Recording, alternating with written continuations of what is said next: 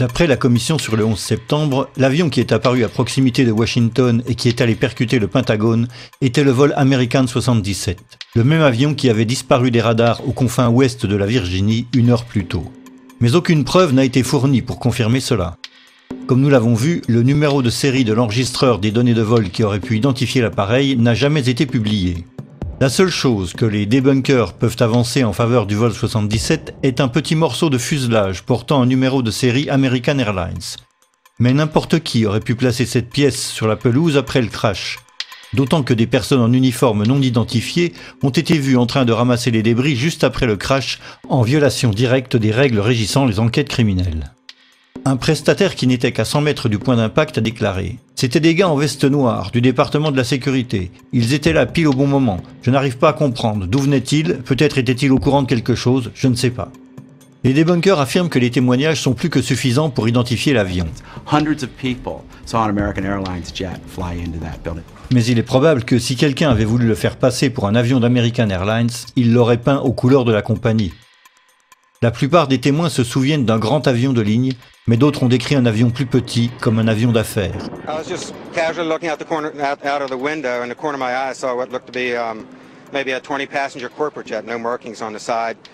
From my office, I was able to see a white jet, like a Gulfstream type commuter jet, I guess.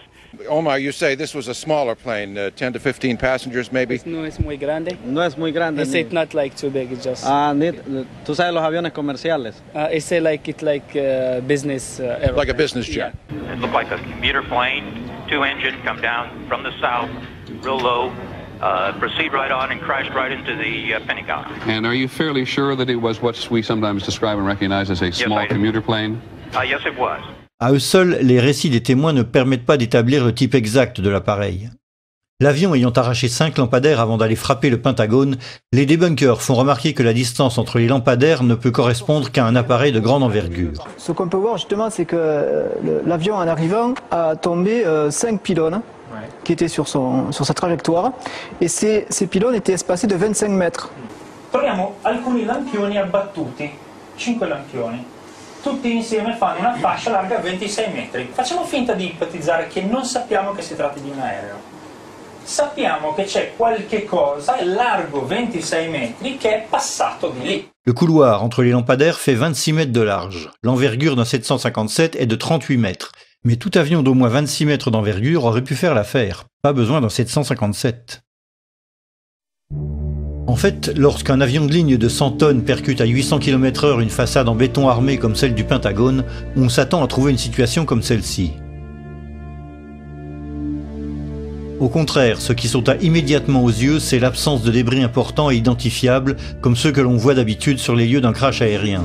Bob Pugg fut le premier caméraman à arriver sur le site. And there's a lot of debris in the foreground of those videos. Again, very small pieces. I mean, I'm standing on pieces a dinner plate or smaller in size. All the while, I'm looking for wreckage, and I can't find a piece of anything that I recognize.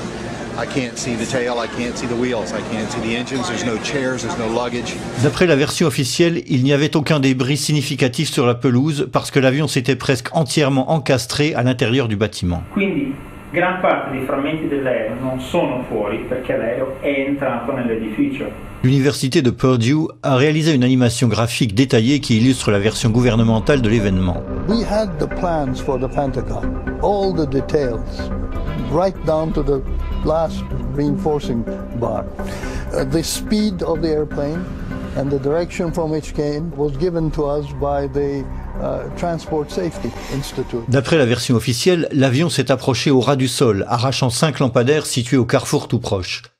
Penchant légèrement sur son aile gauche, il a heurté une remorque garée devant le bâtiment avec la partie inférieure de son aile droite, puis a frappé la façade selon un angle de 42 degrés. L'avion a presque entièrement pénétré dans le bâtiment en diagonale, détruisant tout sur son passage à mesure qu'il était lui-même mis en pièces. Le fuselage aurait même atteint et transpercé le 3e anneau du Pentagone, perçant ce trou de sortie de 3 à 4 mètres de diamètre. Cette version des événements pose cependant plusieurs problèmes. Le premier est l'envergure réelle d'un Boeing 757. Nous nous rappelons tous de la façade du Pentagone après son effondrement. Mais auparavant, juste après l'impact, voilà à quoi ressemblait le bâtiment. Cette série de photos a été prise par un photographe de la Navy juste après l'impact. On ne dirait pas qu'un Boeing 757 vient de s'encastrer presque entièrement dans le bâtiment, les dégâts ne sont pas assez importants. Un expert en informatique a reconstitué la façade à partir des meilleures images et a produit cette image composite qui est devenue la référence universelle pour quiconque s'intéresse au débat. Ce photomontage montre une ouverture pratiquement continue au niveau du sol d'environ 30 mètres de large. Les dégâts s'étendent au premier étage avec un trou de pénétration d'environ 5 mètres. Les débunkers continuent de dire que c'est suffisant pour que presque tout l'avion pénètre dans le bâtiment. Effectivement, on peut se demander où est-il passé. Et puis, si on prend des photos qui ont été prises à des instants différents et qui justement, par un assemblage, ont permis de montrer les dégâts qui étaient réellement visibles sur la façade, et là on voit clairement que tout le rez-de-chaussée a été anéanti sur une longueur de 30 mètres. Et puis au milieu, bien sûr, vous avez le trou de la carlingue. That gash in the E-ring was about 90 feet across. The wingspan of the plane was about 124 and change. That punched the hole into the building. Il est vrai que l'envergure d'un 757 est de 38 mètres. Mais les débunkers oublient l'angle de 42 degrés, ce qui projette sur la façade une envergure de presque 50 mètres, proche du double de l'entaille constatée. Comme le montre cette animation, l'aile gauche aurait dû aussi détruire les deux fenêtres à gauche de l'entaille. Mais toute la partie gauche de la brèche ne semble pas avoir été frappée par une aile se déplaçant à 800 km/h. Les encadrements des fenêtres en bois sont toujours en place et leurs vitres semblent avoir été brisées par l'explosion consécutive et non par l'impact. Le revêtement de la façade s'est détaché, mais les briques derrière semblent pratiquement intactes. Selon le même angle de projection, l'aile droite aurait dû percuter la façade jusqu'à cette colonne du premier étage. En fait, il y a une entaille en diagonale au premier étage qui pourrait résulter de l'impact de l'aile. Mais cela place une grande partie de l'aile au-dessus de la dalle du premier étage, ce qui signifie que l'aile ne se serait tout simplement pas encastrée dans la façade. Mais alors, où est-elle passée ? Voici le scénario de Popular Mechanics concernant les ailes. The wings did not fully penetrate the facade. In fact, the wings had already been partially sheared off by the time the plane even hit the building. The fuselage, mainly, made the hole that existed.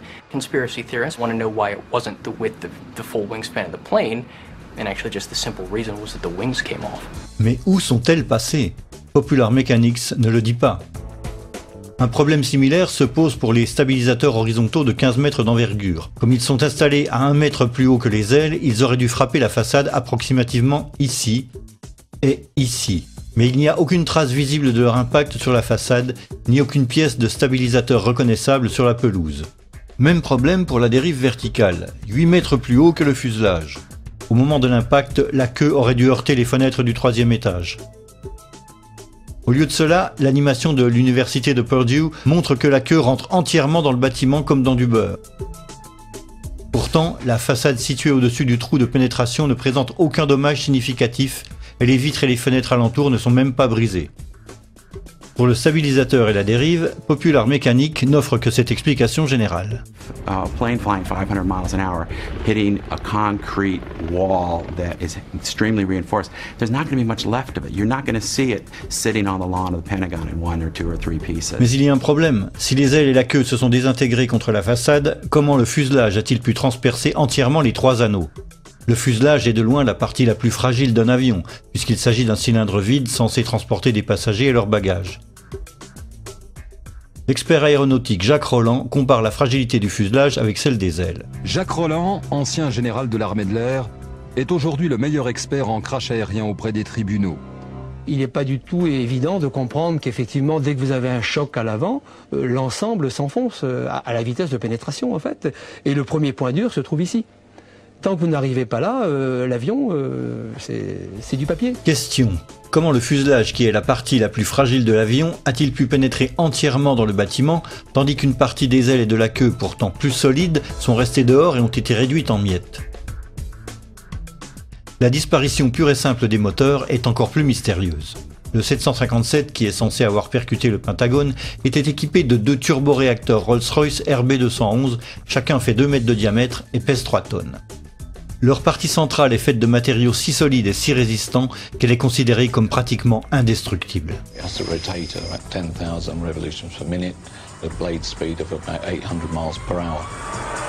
To operate at around 1700 degrees, they're designed not to melt. Quali sono le parti che non vengono distrutte, che non si squagliano per il calore? Pezzi del carrello e il cuore dei due motori, che è molto più compatto dalla parte esterna dei motori, ovviamente è fatto in materiali che devono resistere alla temperatura, 2000-2500 gradi, per cui la parte centrale dei due motori è sicuramente sopravvissuta all'impatto. Mais où sont-ils? Dans son animation, l'université de Purdue a choisi d'ignorer le problème. Comme on peut le voir, les réacteurs disparaissent juste avant l'impact. Le débunker Paolo Attivissimo a émis ce qu'il appelle une suggestion prudente. Questo è un motore Rolls Royce RB211, questo è un oggetto trovato davanti al Pentagono.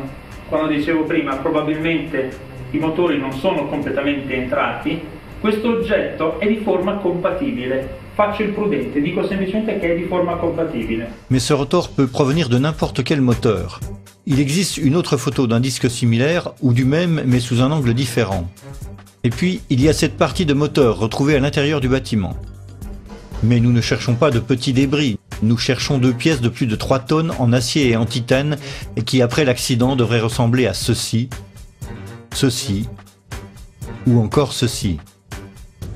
De fait, si le Pentagone avait été percuté par un Boeing 757, les deux réacteurs auraient percuté la façade à cet endroit, sous chaque aile. Ils auraient pénétré dans le bâtiment selon une trajectoire parallèle au fuselage, creusant un sillon bien plus dévastateur que le reste de l'avion. È un proiettile simile il motore? Sì, sicuramente sì. Può essere tranquillamente un proiettile. Lanciato a 800 km/h, la struttura viaggia e non si ferma al minimo ostacolo. Pourtant, on ne retrouve aucun moteur près du trou de sortie, ni aucun trou pouvant avoir été causé par ces réacteurs. Question. Pouvez-vous expliquer ce qui est arrivé aux parties centrales des deux réacteurs constitués de matériaux pratiquement indestructibles? Enfin, une chose encore plus mystérieuse, le trou de sortie. Officiellement, c'est le fuselage de l'avion qui a percé ce trou dans le deuxième mur du troisième anneau, appelé l'anneau C. Le 15 septembre 2001, le directeur du programme de rénovation du Pentagone a déclaré « L'avion a traversé les anneaux E, D et C. Le nez a endommagé le mur intérieur jusqu'à l'allée AE. L'allée AE est la cour intérieure qui sépare l'anneau C de l'anneau B. » Mais comment le fuselage a-t-il pu se frayer un passage jusqu'à l'anneau C? Un aereo che pesa 120 tonnellate, lanciato a 800 km/h, impatta una facciata, la trapassa. Nel trapassarla viene tritato dalle colonne che ci sono in mezzo, a mo' di grattugia, se mi passate questo termine, e alla fine quel che rimane sono solo frammenti molto piccoli. Quel poco che rimane in fondo arriva dall'altra parte. Si le fuselage n'est qu'un cylindre et qu'il a été taillé et haché menu par les colonnes, comment a-t-il pu conserver sa forme parfaitement circulaire et aller percer le mur de cette façon? C'est là que les explications des débunkers deviennent absolument fascinantes. The mass of the plane penetrated the building with enormous energy and continued into the building in a state almost more like a liquid than a solid. Then encountered reinforced concrete columns 2 feet thick, so the aircraft was flying through a forest of columns. The plane became almost like an artillery shell or a tank round. What actually came out, it was a circular ball of fire, which is how fire goes when it moves. That's why it has a perfectly round shape. By this time, there was an avalanche of debris that was moving as a single mass, much as in an avalanche of snow. Qu'il se soit transformé en masse liquide, en boule de feu ou en avalanche de neige, toutes ces explications sont purement et simplement contredites par le rapport de 2003 rédigé par l'Association américaine des ingénieurs en génie civil et intitulé Pentagon Building Performance Report. Pour décrire le comportement des colonnes du rez-de-chaussée, le rapport explique que les colonnes 3G, 3H, 3J et 5J étaient endommagées mais encore en place, bien que sur la trajectoire directe du fuselage. Il est très peu probable qu'à ce stade de la progression, une partie significative du fuselage ait pu conserver l'intégrité de sa structure. Celle-ci a certainement été détruite avant même d'avoir parcouru une distance équivalente à sa longueur. L'avion mesure 47 mètres, soit environ la moitié de la distance entre la façade et le trou de sortie. D'ailleurs, les premiers témoins des dégâts à l'intérieur du Pentagone confirment qu'aucune pièce significative du fuselage n'a atteint l'anneau C. The plane went in up to the E, D, and to the C ring. Not all the way through the C ring. Question. Étant donné que, d'après le Pentagon Building Performance Report, l'appareil a certainement été détruit avant d'avoir parcouru une distance équivalente à sa longueur, et que il est hautement improbable qu'une portion significative du fuselage ait conservé son intégrité structurelle, pouvez-vous, après cela, expliquer ce qui a causé le trou de sortie presque parfaitement circulaire dans le mur extérieur de l'anneau C?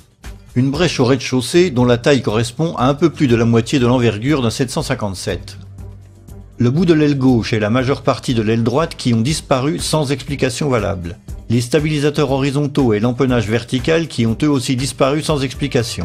Un fuselage qui s'est comporté davantage comme une tête de missile que comme un cylindre vide en aluminium. Aucune trace du cœur des deux réacteurs et un trou de sortie dans l'anneau C que rien ne peut rationnellement expliquer. Au vu de tous ces éléments, la conclusion qui s'impose est que les dégâts observés au Pentagone ne sont pas compatibles avec ceux d'un Boeing 757 et doivent avoir été causés par autre chose. Le mystère de ce qui a percuté le Pentagone aurait pu être facilement levé si le FBI avait publié les vidéos des dizaines de caméras de surveillance placées autour de la zone d'impact. Yeah, there were a lot of cameras around the Pentagon. If you look at the Pentagon, you can see that there's cameras on each corner. There's cameras at some of the businesses around the Pentagon. And we know in those cases, the tapes were confiscated immediately by the FBI within hours of the event.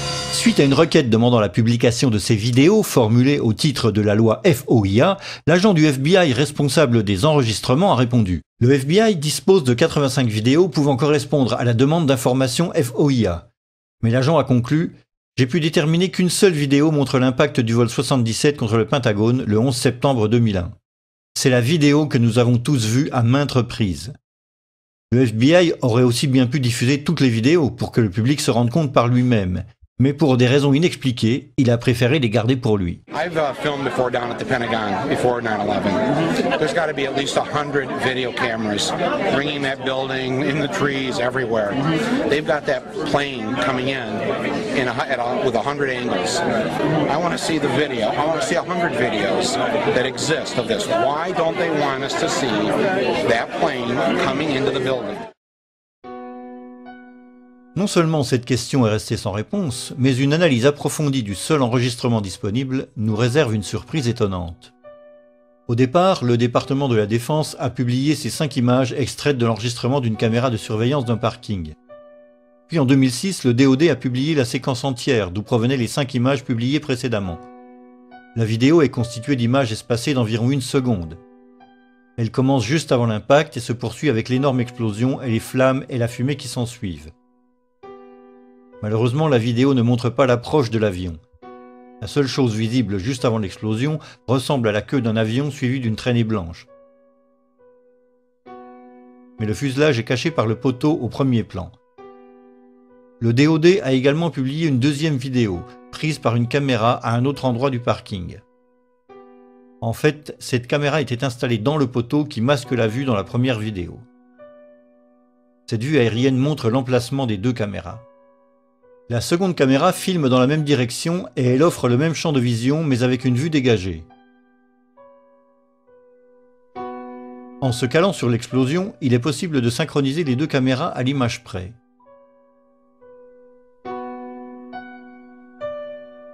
Si l'on synchronise les 2 ensembles d'images, on remarque que la seconde vidéo débute plus tôt que la première et que la première dure plus longtemps.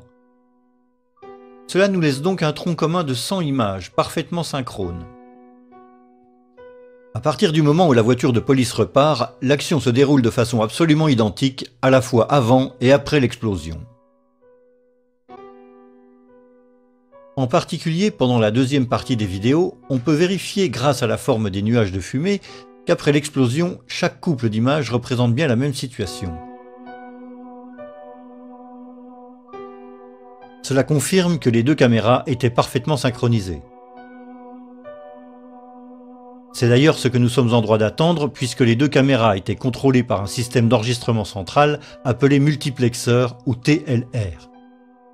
Il y a cependant une image dans chaque vidéo où la scène diffère complètement, et il se trouve qu'il s'agit précisément de l'image où l'avion passe juste au-dessus de la pelouse. C'est l'image 23 dans le décompte commun à chaque vidéo. Alors que la première vidéo montre la queue et la traînée blanche, nous pourrions espérer que la seconde caméra, placée dans le poteau de béton, montre le fuselage entier de l'avion dans la même position. Mais ce n'est pas le cas. Dans l'image correspondante, la caméra 2 ne montre que la pointe de l'avion qui rentre à peine dans le champ par le coin en bas à droite. Mais alors, comment le nez de l'avion peut-il se retrouver derrière la queue au même instant? Le système de synchronisation ne tolère qu'un trentième de seconde de décalage ou marge d'erreur entre les deux caméras. Étant donné que l'avion parcourt 230 mètres à la seconde, ce décalage maximal entre les deux caméras porte sur 7,50 m tout au plus. Or, la longueur d'un Boeing 757 est de 47 mètres. Même en tenant compte de l'effet de perspective dû à la trajectoire en diagonale, c'est très insuffisant pour expliquer l'écart énorme entre les deux images. D'autant qu'après cette image, les vidéos retrouvent une synchronisation parfaite jusqu'à la fin de la séquence. Pourquoi ces images vitales, et seulement celles-ci, diffèrent-elles autant d'une caméra à l'autre? Cette question a laissé perplexes les chercheurs et les experts en informatique. Le même chercheur qui avait réalisé le fameux photomontage de la façade du Pentagone a également conduit une analyse technique approfondie des deux enregistrements publiés par le DoD. Après avoir confirmé que les deux caméras étaient bien synchronisées par le même système de multiplexage, cet expert a compilé une table de comparaison des contenus image par image. Comme vous pouvez le constater, l'image 23 est la seule à présenter les différences flagrantes d'une caméra à l'autre. L'expert a analysé chacune des deux images avec des outils informatiques sophistiqués et a obtenu des résultats plutôt surprenants. Par une série de soustractions booléennes des deux images, il a découvert qu'une petite partie des images était identique. Ce qui est identifié comme le nez de l'avion pris par la caméra 2 est aussi présent dans la traînée blanche prise par la caméra 1. En fait, c'est comme si quelqu'un avait retouché cette partie de l'image par un copier-coller afin de recouvrir l'avion et avait gardé la traînée de fumée pour la faire ressembler au nez de l'avion qui entre tout juste dans le champ de l'image. Question. Étant donné que le décalage maximum de synchronisation entre les deux caméras se traduit tout au plus par une différence de position de l'avion de 7,5 mètres, pouvez-vous nous expliquer les différences flagrantes constatées entre ces deux images? Faute d'explication valide de ces différences, nous sommes amenés à conclure qu'il y a eu manipulation intentionnelle par Photoshop d'au moins une de ces deux images. Pour résumer la situation au Pentagone, nous avons donc une absence totale d'indices prouvant que le vol qui a percuté le Pentagone était bien le vol 77, un avion fantôme qui a attiré l'attention dans la direction opposée, l'incapacité de la Maison-Blanche à abattre l'avion qui arrivait même si la menace était sérieuse et imminente, une trajectoire d'approche tout à fait illogique pour les pirates, un pirate parfaitement incapable de suivre cette trajectoire, l'absence de pièces d'avion de dimension significative, des dégâts sur un bâtiment clairement incompatible avec un Boeing 757, un enregistrement de l'impact trafiqué, et enfin une réticence évidente du FBI à publier toute autre vidéo qui permettrait d'identifier l'avion.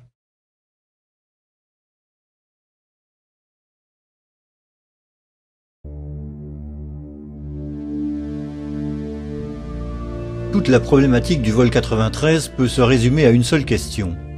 Si vous étiez passé par là et que quelqu'un vous ait dit qu'un Boeing 757 venait juste de s'écraser à cet endroit et que le trou dans le sol avait absorbé les 100 tonnes de l'avion, l'auriez-vous cru ou pas? C'est la situation déconcertante dans laquelle se sont retrouvés les habitants de Shanksville en arrivant sur place. I mean, you know, the only thing I could tell, you know, I get out, you know, like I said, I heard this thing, you know, I felt the explosion, saw the fireball, and I get up there and I'm thinking, where is it, you know? Just debris, pieces, small pieces of debris, and you know, the trees were singed and burning, it was just smoldering. Nothing. It was just little pieces. There was nothing to actually, like a door or window or anything, you couldn't really, it was just little pieces of shrapnel everywhere. What's that right there? Over in here. Les journalistes télé ont eux aussi été stupéfaits quand on leur a dit qu'un avion venait de s'écraser à cet endroit. You know, at first I wasn't even sure that this was, that these were pieces of the plane. They're so small, and it's indistinguishable. You can't tell whether it's a piece of the fuselage or a piece of the seats. You don't know what it is. Chris Kanicki, he's a photographer. He was back there just a couple of minutes ago, and Chris, I've seen the pictures. It looks like there's nothing there except for a hole in the ground. Basically, that's right. From where we could see, there wasn't much left. Any large pieces of debris at all? No, there was nothing that you could distinguish that a plane had crashed there. It's really all you see is a large crater in the ground and just tiny, tiny bits of debris. Alert also went out to Somerset County Coroner Wallace Miller. He hurried to the scene, an abandoned strip mine. When he arrived, He couldn't believe his eyes. It looked like someone had gouged about a 10-foot wide, 10-foot deep trough through the strip mine area. But when you looked in, it was just covered with dirt. There was nothing there that you could really say it was an airplane. Dennis Roddy était rédacteur en chef de la Gazette de Pittsburgh. Airplane debris? Nothing I could identify. Mais le plus étonné de tous fut peut-être Ernie Stull, le maire de Shanksville. Ja, mein Schwager und ein guter Freund von mir waren die Ersten hier. Sie haben in Shanksville an einer Straßenecke gestanden und sich unterhalten. Ihr Wagen stand gleich in der Nähe und so waren sie die Ersten hier. Dann kam erst die Feuerwehr. Alle waren wie vor den Kopf gestoßen, weil sie zu einem Flugzeugabsturz gerufen wurden. Aber da war kein Flugzeug.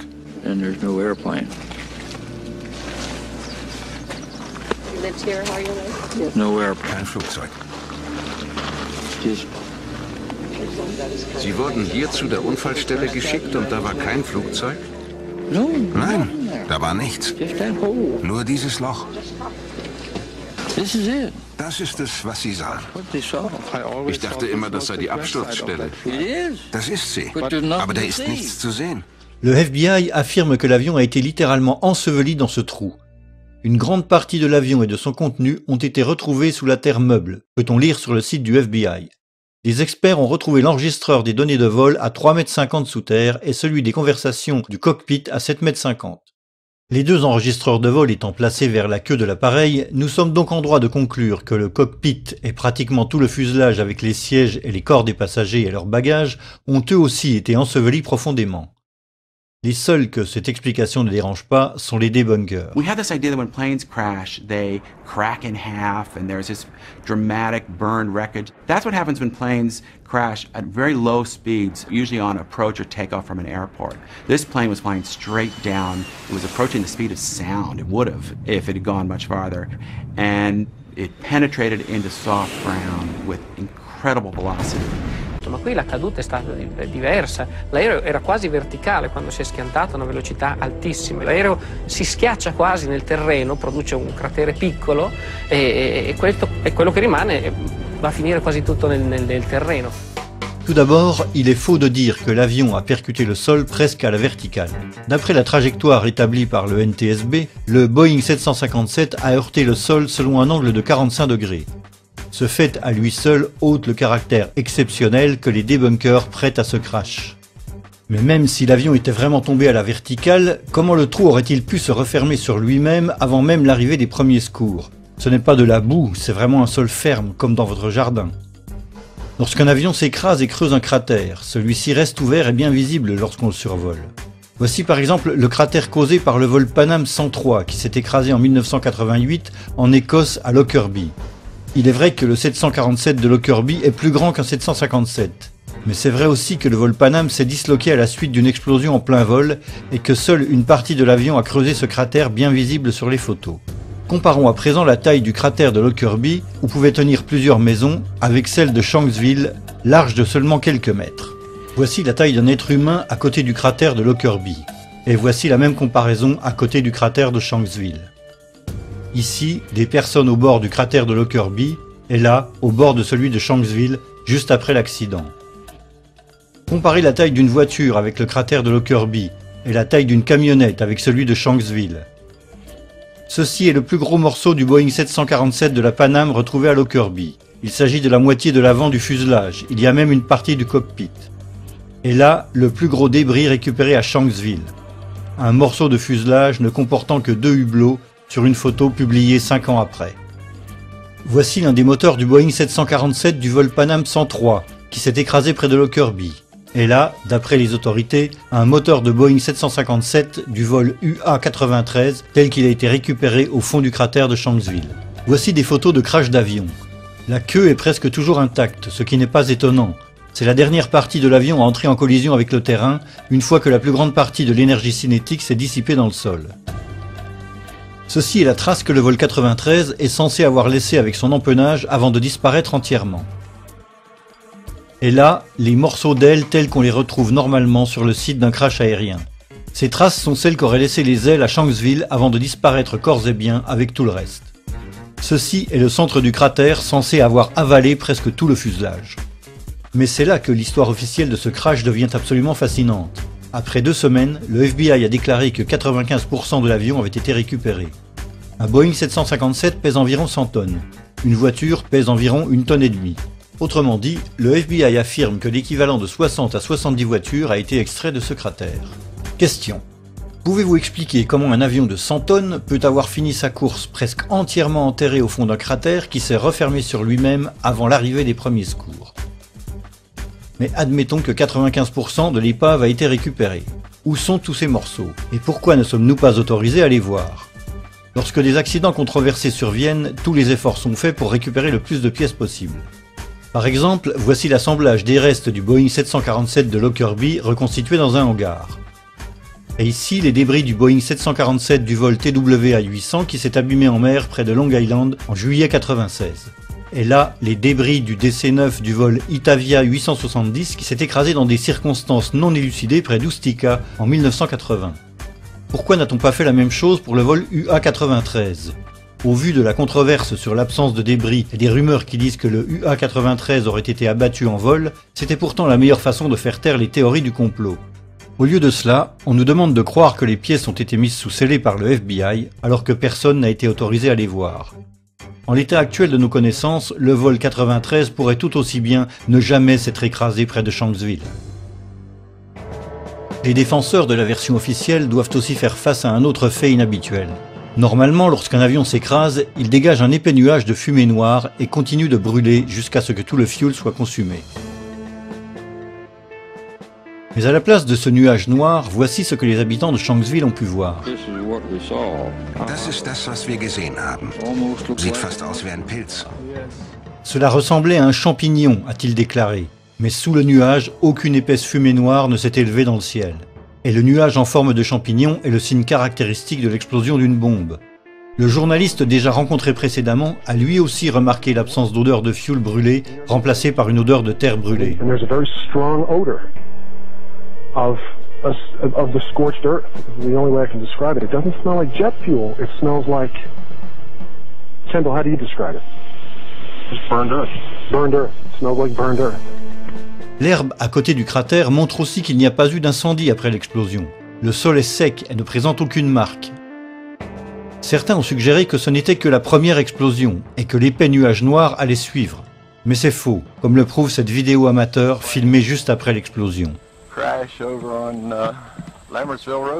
Comme vous pouvez le voir, le premier nuage flotte dans les airs, mais aucune trace de la typique épaisse fumée noire.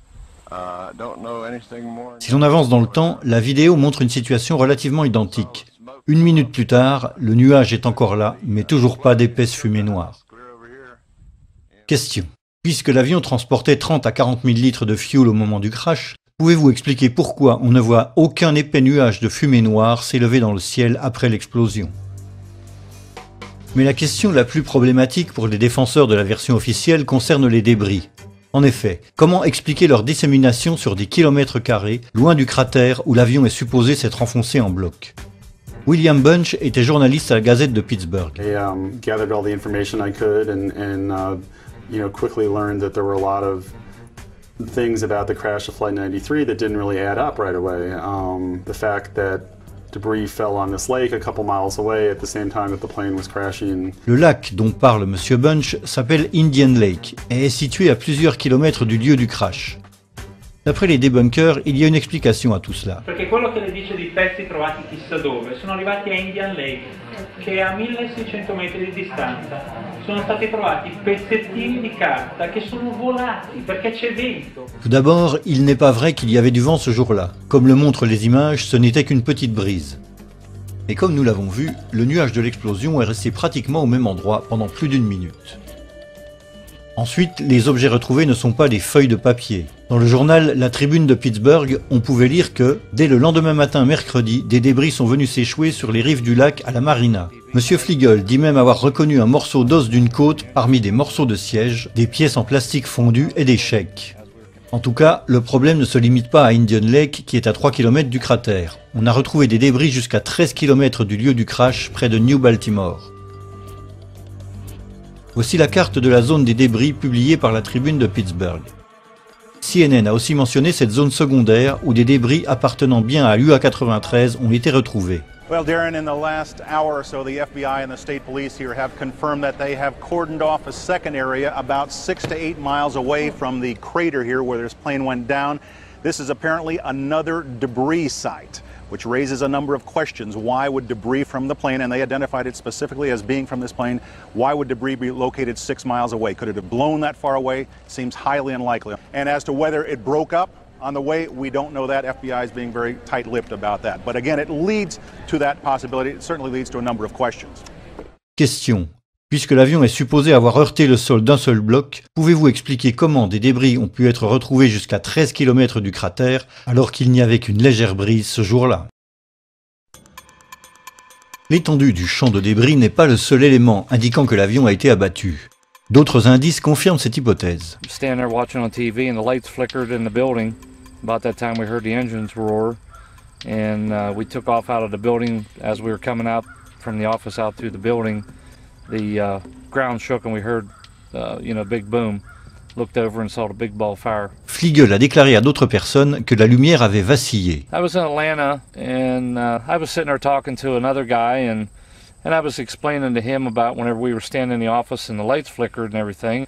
And as soon as he heard me say that, he immediately stopped me and he said, well, I'm retired from the Air Force. He said, that plane was shot down. And I said, why? And he said, because whenever the lights flickered, they zapped the radar frequency on everything before they shoot. Le maire d'Indian Lake se souvient lui aussi d'une coupure de courant juste avant le crash. Our power had gone off and then we felt a tremor. It sounded like a missile came across our house. I mean, they were going that fast. Le maire de Shanksville, Ernie Stull, a fait une déclaration intéressante. Je connais 2 personnes, je ne dirai pas leur nom, qui ont entendu un missile, a-t-il dit. Ces 2 personnes vivent près du lieu du crash. L'un d'eux a fait le Vietnam et dit qu'il connaît le son d'un missile. Et ce jour-là, il en a entendu un. Mais qui pourrait avoir abattu cet avion? À ce jour, aucun témoin n'a vu des avions de chasse dans la zone du vol 93 au moment du crash.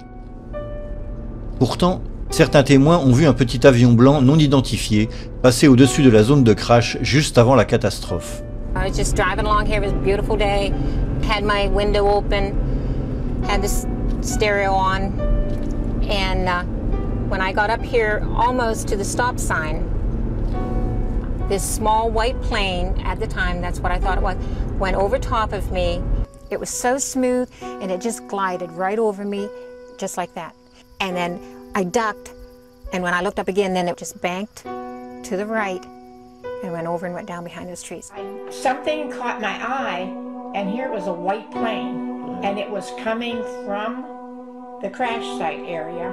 Les débunkers persistent à dire que cet avion blanc n'était qu'un avion d'affaires envoyé sur place par les contrôleurs aériens pour qu'ils jettent un œil sur la zone où le vol UA-93 avait disparu de leur radar. There was in fact a little white jet that was seen in the area after Flight 93 crashed. A number of witnesses saw it. It was a little Dassault Falcon corporate jet that was flying to a nearby airport. And what happened is once air traffic control knew they'd lost Flight 93, they asked the nearest aircraft to go over the area and actually radio back exact coordinates for the crash site. No. Mais Susan McIlvaine se souvient avoir vu cet avion avant et non après le crash. About 11:30 that night, the FBI came, wanted to talk to me. They kept asking me how big the plane was. I said the plane, it was small, wasn't much bigger than my van that I saw, and that it went over top of me. And I said, you want to make sure maybe it was ours and not somebody else's. And then that's when he did seem to get a little nicer. Told me that it was a white Learjet, someone was taking pictures. I said, before the crash? And he says, well, we gotta go. John Fliegel a lui aussi vu cet avion. Il est arrivé sur place à peine 1 minute après le crash.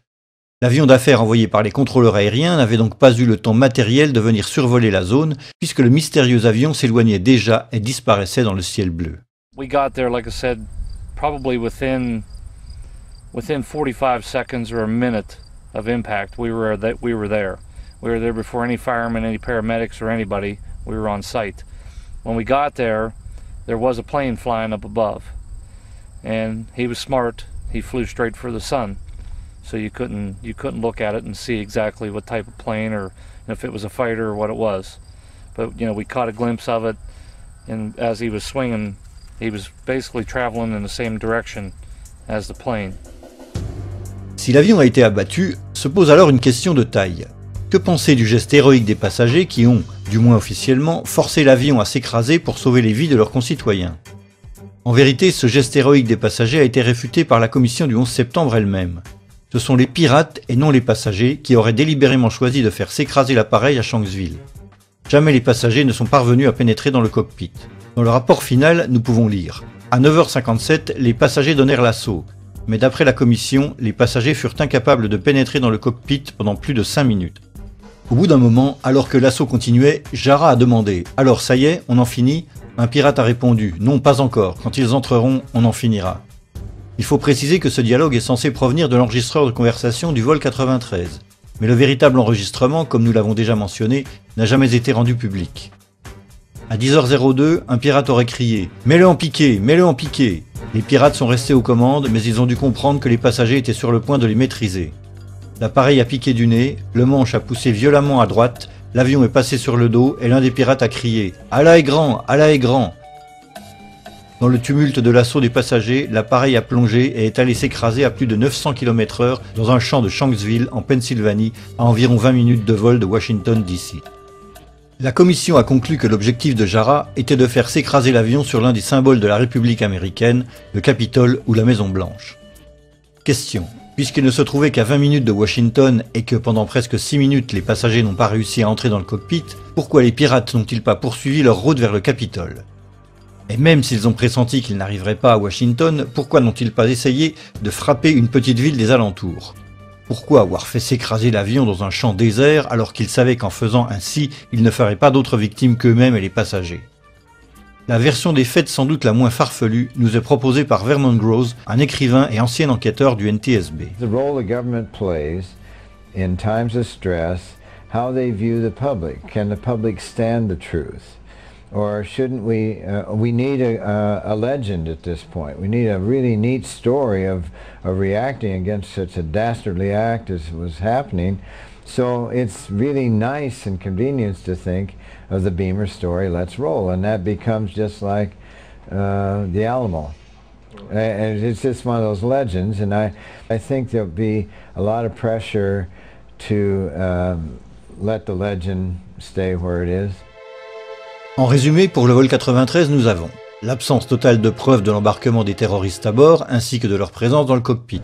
Un soi-disant pirate parfaitement incapable de piloter ce Boeing 757 de la façon observée, un faux détournement qui a détourné l'attention du vrai, l'absence totale de preuves que le vol 93 s'est réellement écrasé dans un champ près de Shanksville, un vaste champ de débris qui contredit la version officielle du crash et suggère plutôt que l'avion a explosé en vol, un petit avion d'affaires blanc qui s'éloigne du lieu du crash juste après celui-ci, sans oublier les passagers qui ont appelé depuis leur portable et qui ne pouvaient pas être dans l'avion au moment de ces appels. Tout cela nous oblige à envisager l'hypothèse d'une révolte fictive, une mise en scène destinée à créer un mythe, une légende.